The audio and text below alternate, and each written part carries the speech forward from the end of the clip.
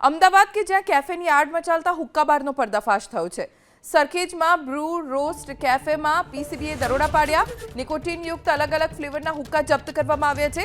નિકોટીનનું પ્રમાણ જાણવા એફએસએલની પણ મદદ લેવામાં આવી છે। સરખેજના બ્રૂ રોસ્ટ કેફેમાં હુક્કા બાર ચાલતું પીસીબીને બાતમી મળી હતી।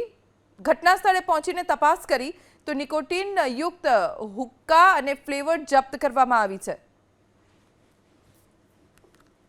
કેફેની આડમાં અમદાવાદ શહેરમાં ફરી એક વખત હુક્કા બાર છે તે ધમધમી રહ્યા છે। સરખેજ વિસ્તારમાં આવેલા આ બ્રૂ રોસ્ટ કેફેમાં ગેરકાયદેસર રીતે હુક્કા બાર ચાલતું હતું। જોકે પીસીબીની ટીમને બાતમી મળતા તેઓએ ગઈકાલે અહીંયા આગળ દરોડા પાડ્યા હતા અને હુક્કાના અલગ અલગ ફ્લેવર્સ છે તે જપ્ત કર્યા હતા।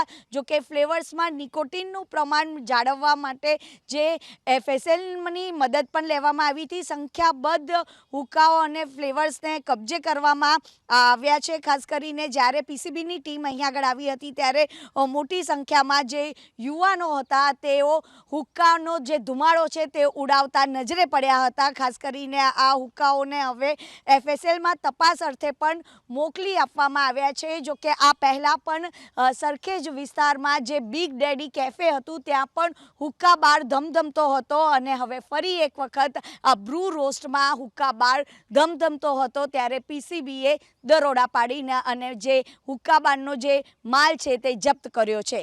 કેમેરામેન કરણ પ્રજાપતિ સાથે રાજલ બારોટ, એબીપી અસ્મિતા, અમદાવાદ।